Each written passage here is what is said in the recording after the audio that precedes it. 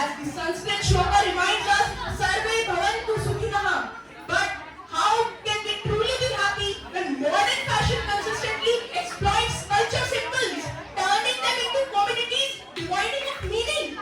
We, the proposition, believe the modern fashion perpetuates cultural appropriation rather than appreciation. And today, we will prove why this is pressing injustice. Well, I would like to ask my opposition, what about the self-respect which gets hurt by providing examples like these of Nazis which use swastik symbols? Would you tolerate if the swastik flags in black are gonna be used in folding of the weapons and used in wars? Where is the dignity, emotion? This all was nothing but just a money-making tactic for the Hugo Boss to earn money to the extent that Hinduism cultures symbols were used in wars and bloodshed. This emotionless and untimely cultural tactic of Hugo Boss should be punished to an extent level for using cultural inappropriation and religion to this extent. To those who then says this is appreciation, let me ask, do you appreciate the Mona Lisa by scribbling over it? If not, then why do you disrespect cultural masterpieces by removing the meaning and context? Similarly, isn't the Nazi swastik culture offending our culture?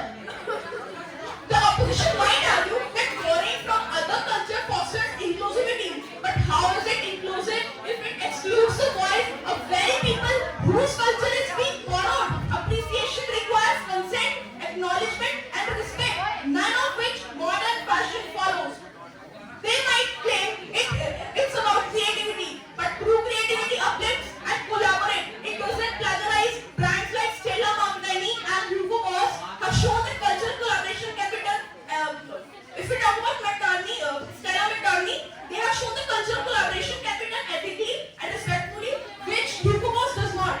Finally, as the Maya Angelou once said, when you know better, do better. It's time for the fashion industry to know better. Ladies and gentlemen, cultural symbols are not trends, they are legacies. Let us all out appropriating, destroying and appreciating and demand accountability from modern fashion. Thank you. 3, 2, 1. Good morning to the adjudicator and my very worthy opponents. Right. So first of all, before starting with the debate, I would first like to decrypt the topic. Decrypting the topic, it suggests that Hugo Boss, which is a company that was established in 1927, should be retroactively punished because of designing Nazi uniforms. Now let's just first focus that when the Nazi Holocaust happened, for which Nazis are basically defamed because of that Holocaust only. So let's just first focus that when the Holocaust happened. The Holocaust happened in 1941 to 1945. Right now, Hugo Boss was established in 1927, which of course then states that before the Nazi Holocaust happened, Nazis general, let's say Hitler, asked Hugo Boss to make Nazi uniforms before the Holocaust, which of course then makes that counters the argument of the first people that they said that the Holocaust of the Nazis were proactive against the Jewish.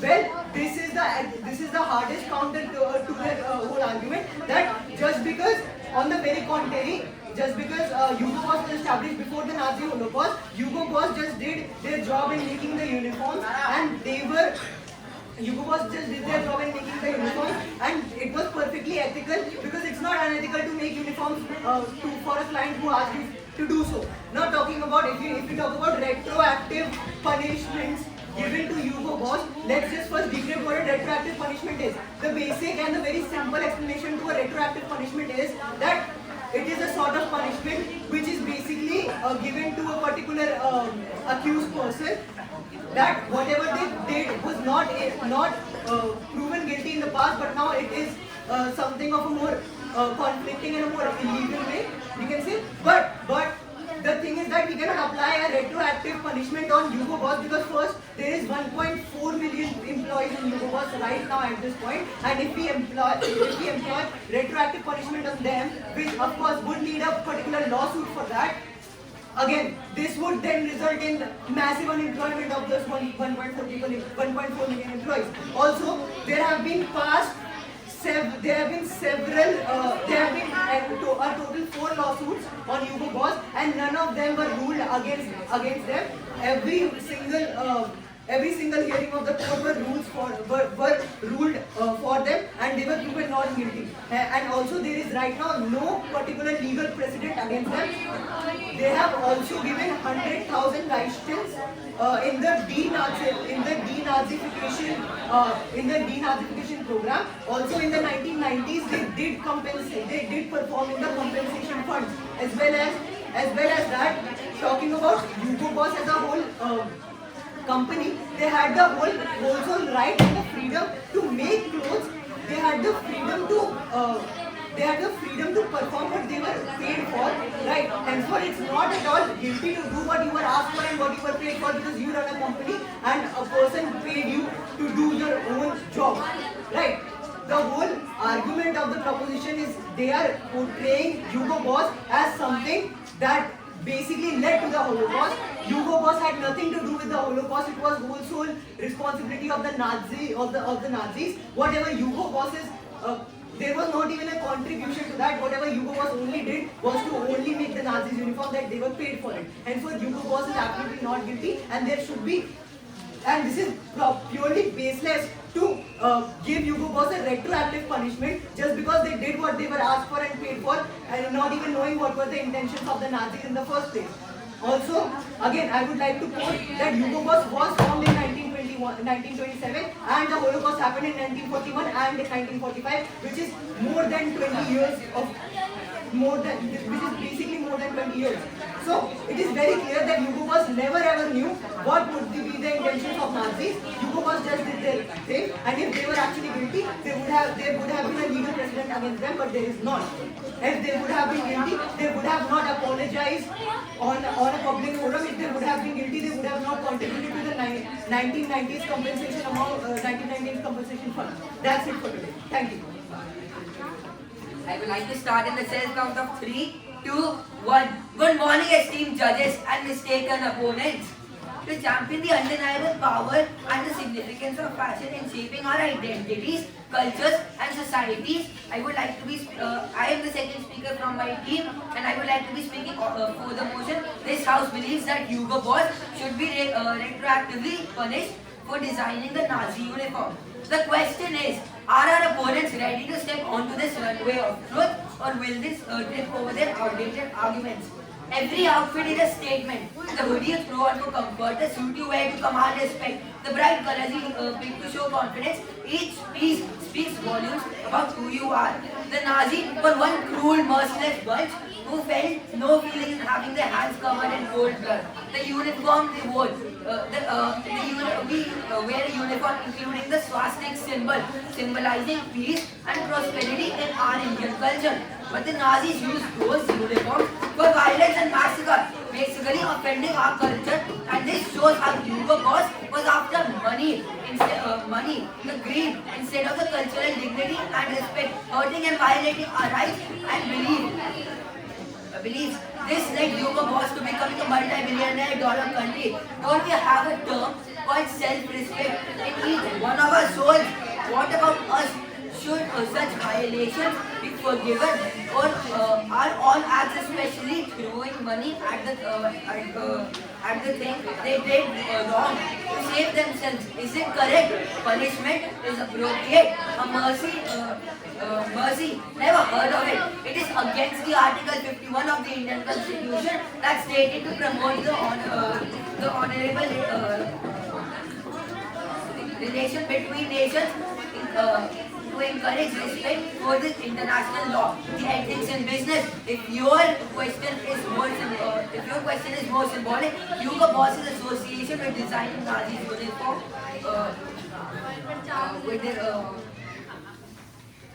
was illiterate. Beyond the beauty, fashion is an economic giant. Money is the villain of the world. Hugo Boss employed millions, from tailors to global designers. It drives innovations in material sustainability and technology to do activities that are totally illiterate.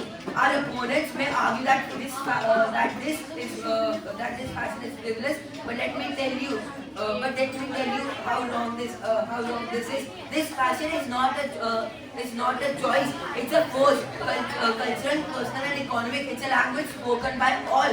A lifeline for money and legacy for the future. To dismiss this and humanity itself. To our opponents, we say this: we are not here to debate, but to dominate. Hugo Boss doesn't belong in the hall of influence, but on the runway. And I have told you this part flawlessly today. Never forget, no matter how high you are, it is always the harder you fall. This may have been Hugo Boss's greatest mistake, costing it everything. The question now is, can your argument survive this style revolution, or will they fail like last day, or will they keep fading? The choice is yours. Thank you. Thank you for the kind speech. Next speaker is Amrita. Greetings to everyone today. I, Bhavan Joshi, stand before all of you to argue in opposition of the motion that Hugo Boss should be retroactively punished for designing the Nazi uniform. Let us first understand what Hugo Boss did, which the proposition thinks should be retroactively punished for. They basically designed a uniform that the Nazi army wore during the genocide they did in Germany. But do we really believe that they should be punished for simply doing their work? Hugo Boss, as we all know, is a designing company and they produce clothes. So, if you are paid to do something, do you actually think that if in future something bad happens with a particular product, it is your responsibility, but not the responsibility of the person who we should create apprehendable and who did the mistake? Now, talking about what Hugo Boss did to actually overcome their mistake, Hugo Boss showed a sign of remorse. Why? Because they publicly acknowledged their mistake in at many platforms, as well as Hugo Boss also moved forward and they came forward to work for the benefit of society. They actually accepted their mistake on a public forum.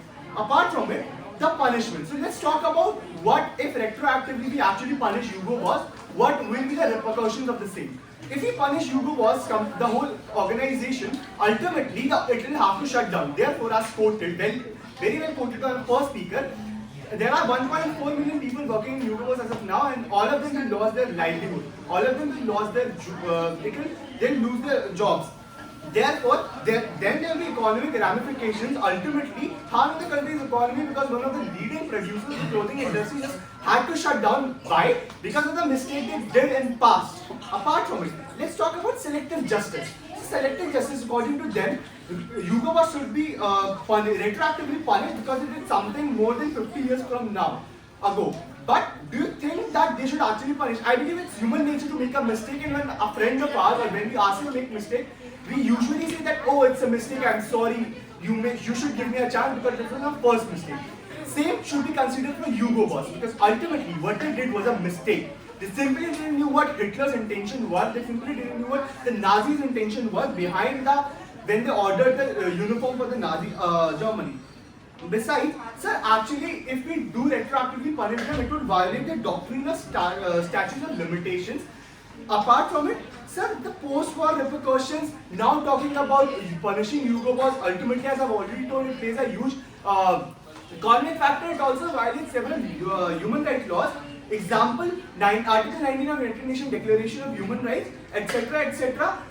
And sir, one more important factor that we should actually consider about, that it would also article some very basic articles such as Article 20, Subclause 1 of UDHR as well, which ultimately says that there should be freedom of peaceful assembly.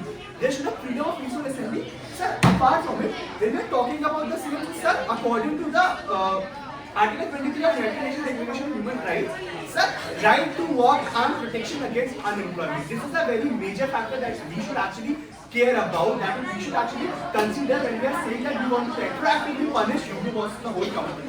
Now, so talking about the rebuttals, so sir, cultural collaboration, the first speaker of the proposition quoted that there should be cultural collaboration, and what Hugo Boss did was unethical. I don't know according to which dictionary it is unethical, because ultimately producing something, doing something for our livelihood which is legally abided by the law is not something we should consider unethical.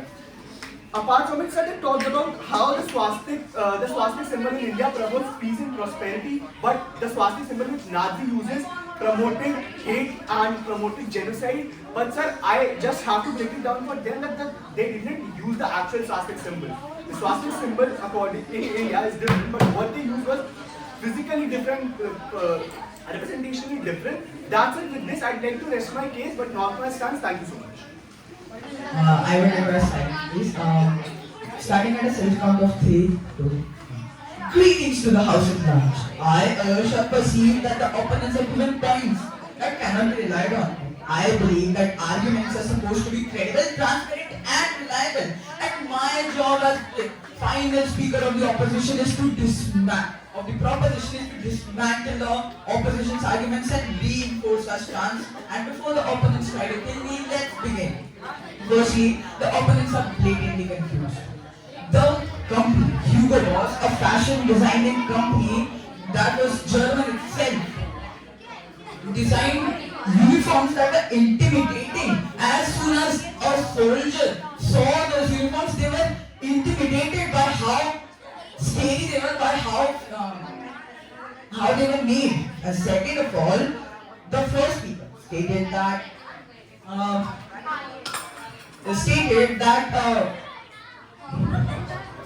Hugo Boss was given money, and before the Holocaust happened, they were made up before the Holocaust happened. That's why they did not have a major role in it. Sir, if you had done your research, Hugo Boss got into cooperation in 1931 with the Nazi Germany and made these uniforms actively in the next decade. That means that they were willing to go into cooperation with Nazi Germany. They were willing to cooperate with the Nazi Germany. Sir, also, you said that they will be employed. The people will be unemployed. About 1.4 million people died. They didn't go to Chuck E. Cheese. And just so people would get away from a corrupted company, just so people would be unemployed, millions of people's death will be ignored as per your argument. And so, yes, they were paid. But if I were to pay you, will you disrespect your own culture, your own hinduism, your own religion? Last of all, good morning, sir. Last to the first speaker, good morning, sir. Corruption. The world has gone through such ugly events, such horrendous events, and most of them were due to corruption.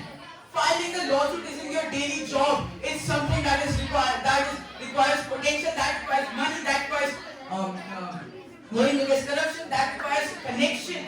To the second speaker, sir, the last line of the Hugo Boss is actually a company named after the person who produced it. The last line of Hugo Boss of how he helped Hitler, the last line of Hugo Boss was how he helped Hitler in culturally discriminating Indians, in culturally discriminating the other societies by creating these uniforms, by creating these intimidating uniforms. And the shutdown, sir, they are being punished, shut down. In the past, Germany was punished for something they didn't even do in the First World War. And yet, no one talks about that, but the people are here to talk about how Hugo Boss is not punished. And I have debated the team before, and they said that how the British people, they mentioned British in their speeches.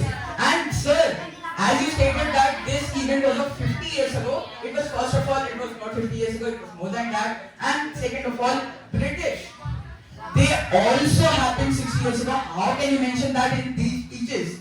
And sir, lastly, the people were in a cooperation. Hugo Boss and Nazi wasn't just, oh, good morning, sir.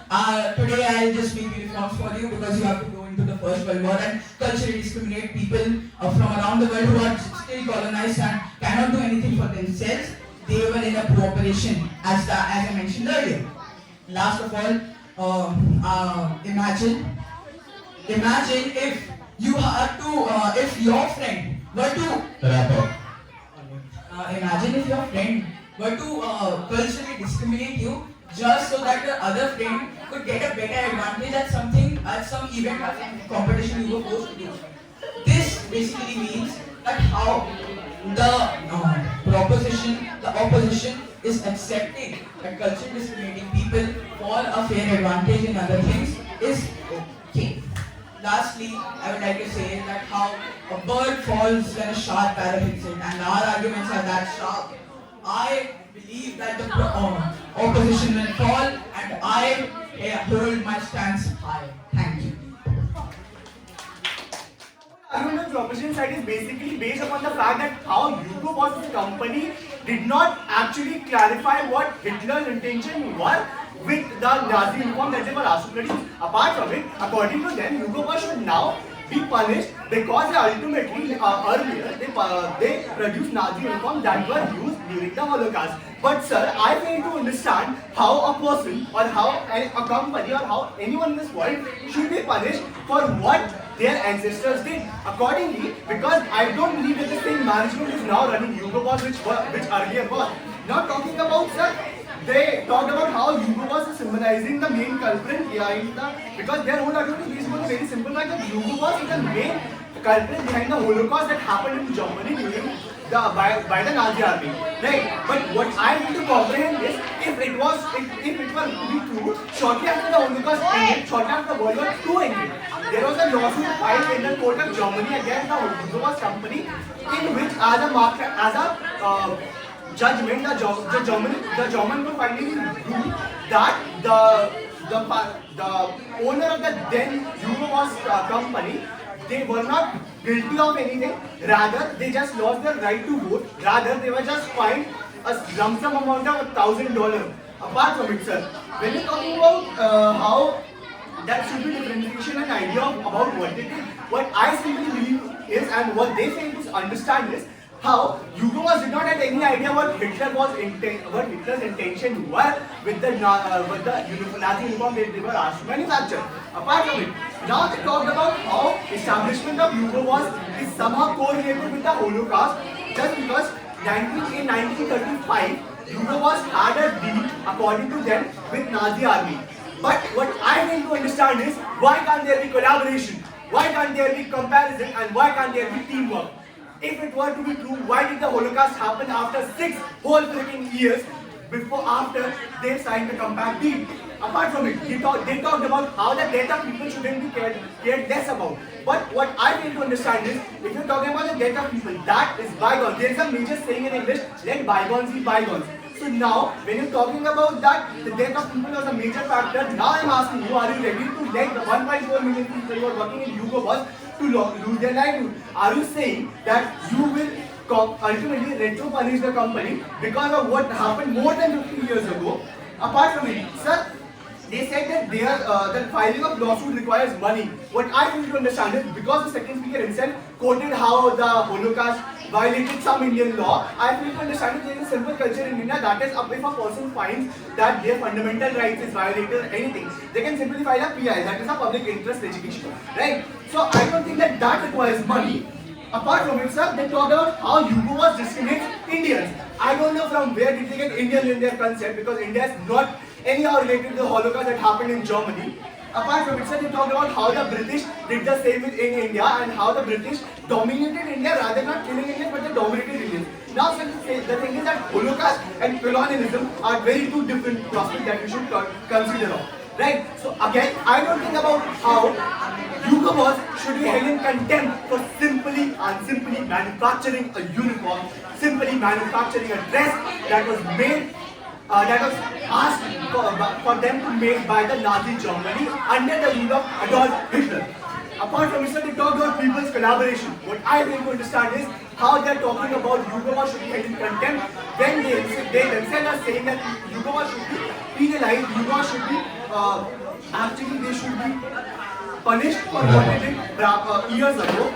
That's it. With this, I just like to say a simple thing. Rather than focusing on the past, and punishing people on the basis of the past, we should actually focus on the present and in order to make our future better. That's it. Thank you so much.